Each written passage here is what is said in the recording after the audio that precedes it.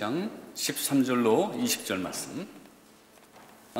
시작. 예수께서 가이사라 빌립보 지방에 이르러 제자들에게 물어 가라사대 사람들이 인자를 누구라 하느냐? 가로되 더러는 세례 요한, 더러는 엘리야, 어떤 이는 에레미야나 선지자 중에 하나라 하나이다.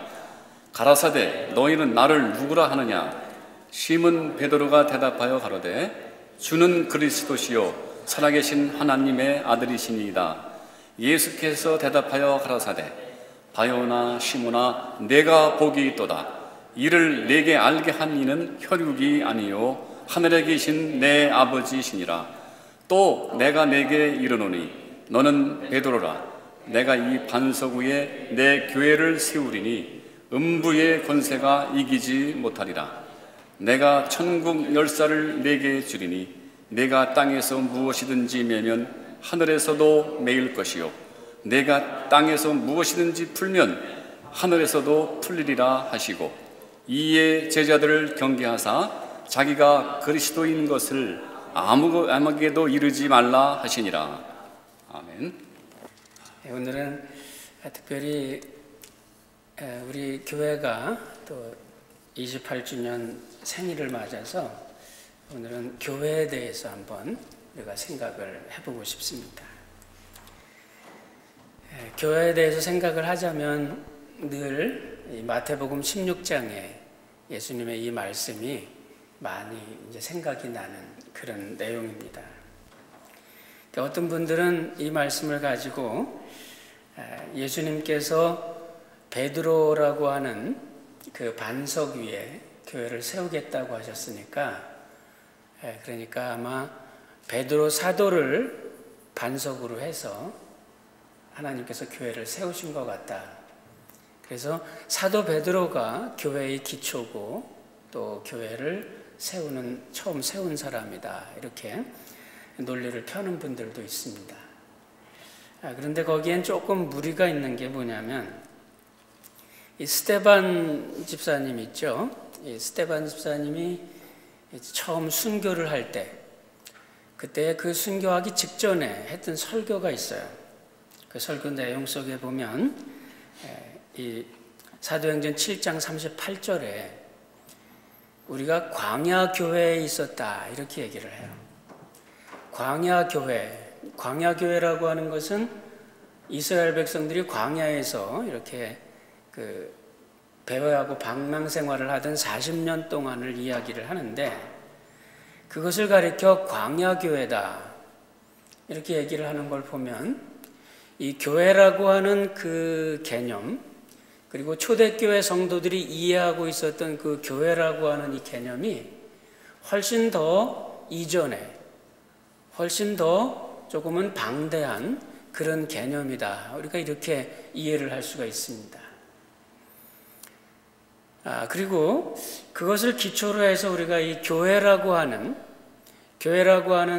개념을 이렇게 이해를 해나가려고 하면 교회라고 하는 것이 결국은 이 초대교회 성도들은 그것을 어떻게 이해를 하느냐 하면 하나님께서 선택해서 불러내신 그 하나님의 백성들이 모여있는 그 공동체 그렇게 이야기를 하고 해석을 하면은 결국은 초대교회 성도들이 갖고 있었던 그 교회는 바로 이스라엘이었습니다.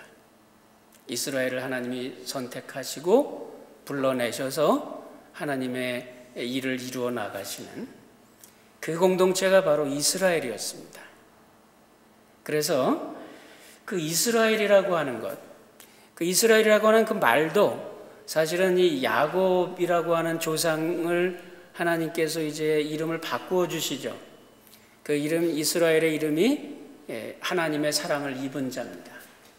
하나님의 사랑을 입은 자, 누가 하나님의 사랑을 입는가? 굉장히 중요한 거죠.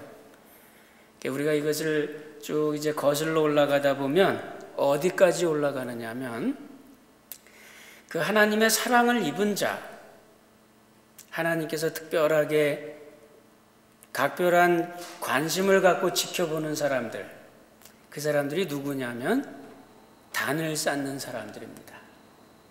하나님 앞에 단을 쌓고 예배하는 사람들. 그 사람들이 그 계보가 어떻게 올라가느냐 하면 아브라함, 그리고 노아, 그리고 셋, 그 위에 아담. 누가복음에서 예수님의 계보에서는 그 아담 위에를 누구라고 하냐면 하나님이라고 합니다. 하나님께서 사람들의 마음속에 하나님의 형상을 두시고 그 형상을 닮은 사람이 아담의 계보에 나옵니다.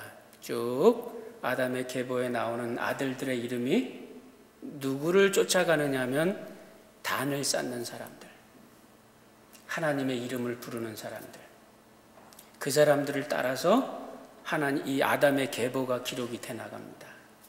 아담의 첫째 아들이 가인이 아니에요. 아담이 셋을 낳고 이렇게 하면서 그 계보가 노아까지, 노아의 계보는 아브라함까지, 아브라함의 계보는 예수님까지 이렇게 연결이 됩니다.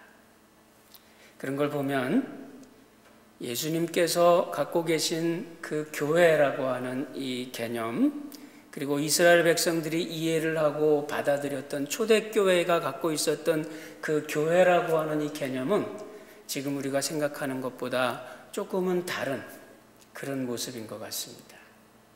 결국은 그 교회라고 하는 것은 하나님께서 불러내신 사람들, 그리고 그 환경 속에서 하나님의 이름을 부르는 사람들, 이 사람들과의 이 관계가 구약 성경에서는 언약이라는 말로 표현이 됩니다. 그래서 교회라고 하는 것을 이해하실 때 이 언약이라고 하는 것을 꼭 잘 이해를 하셔야 돼요.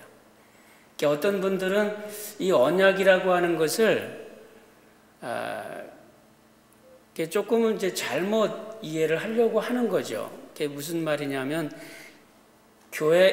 기독교에서 갖고 있는 이 언약의 개념은 근세 철학자들이 갖고 있었던 그 계약이라고 하는 개념과 같은 것이다. 그래서 그 계약이라고 하는 계약 철학의 개념을 교회가 가지고 온 것이 언약이다. 이렇게 얘기를 하는데 사실은 그것이 아니고 성경에서의 언약은 아주 오래전서부터 존재해 왔던 것입니다. 그것이 어떻게 존재를 하느냐 하면 하나님께서 선택하는 사람들, 그리고 사람들 입장에서는 그 많은 세월과 환경 속에서 변하지 않고 하나님을 찾고 하나님 앞에 단을 쌓고 하나님 앞에 예배하는 사람들, 이 사람과 하나님 사이에 맺어 있는 이 언약과 약속, 이것이 그 계보를 타고 이렇게 쭉 내려오는 것입니다. 제가 왜 이 말씀을 서론에 조금은 딱딱한 이런 이야기를 여러분께 드리느냐 하면, 교회가 존재하고 있었던 이 교회라고 하는 것은 지금 우리가 생각하는 것처럼 이렇게 모여서 함께 예배를 드리는 이런 모임의 생각보다는 훨씬 더 많은 교회에 대한 생각이 어디에 있느냐 하면, 교회라고 하는 것은 이 세상 속에서 존재하는 하나님의 사람들입니다. 그래서 이 세상 속에서 하나님의 사람들이 어떻게 존재를 하는가, 그 모습이 바로 교회입니다. 그래서 예수님은 이 땅에 교회로, 하나님의 나라로 이 땅에 오십니다. 그리고 우리들에게 하시는 말씀은 하나님의 나라는 여기 있다 저기 있다 하지 않으리니 하나님의 나라는 너희들 안에 있느니라. 그러니까 이 하나님의 교회로서 이 세상